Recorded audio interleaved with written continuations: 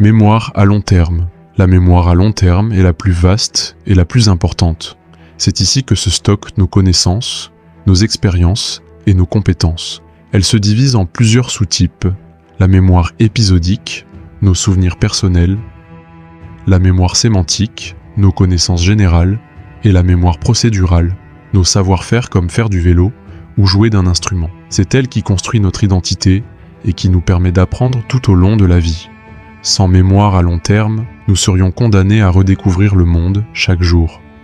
Mémoire autobiographique, c'est la mémoire de notre vie personnelle. Elle combine nos souvenirs épisodiques et nos émotions pour créer une histoire continue de qui nous sommes.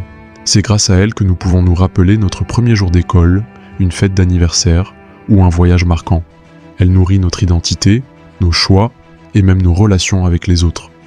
La mémoire autobiographique n'est pas toujours exacte, elle peut être influencée par nos émotions, nos croyances ou même des reconstructions inconscientes.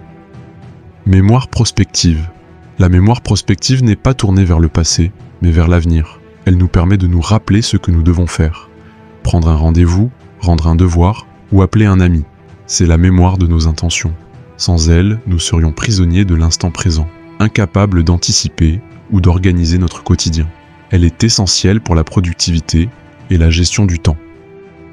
Mémoire à court terme, souvent appelée mémoire de travail, elle retient les informations pour quelques secondes ou minutes. Par exemple, se rappeler un numéro de téléphone juste le temps de le composer ou retenir une consigne pendant qu'on l'exécute. Sa capacité est limitée, mais elle joue un rôle crucial dans le raisonnement, la compréhension et la prise de décision.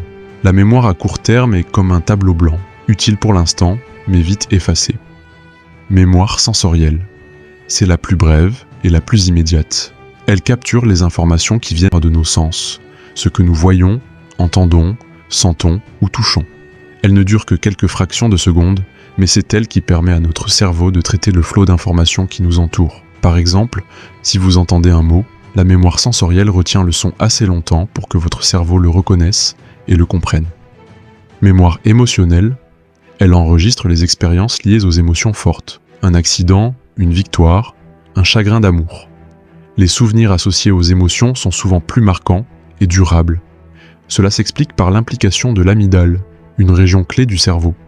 La mémoire émotionnelle influence nos choix, nos réactions et même notre personnalité. Elle peut être positive, comme un souvenir heureux qui nous motive, ou négative, comme dans le cas des traumatismes. Mémoire implicite. C'est une mémoire inconsciente, automatique.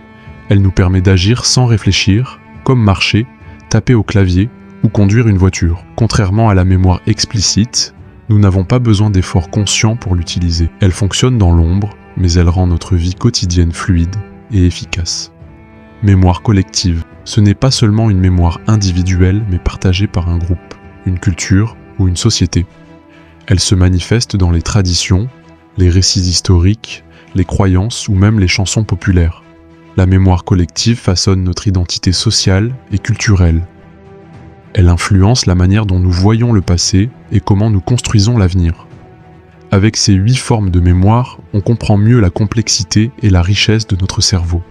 La mémoire n'est pas qu'un simple stockage d'informations. Elle est au cœur de notre identité, de nos apprentissages et de notre rapport au monde.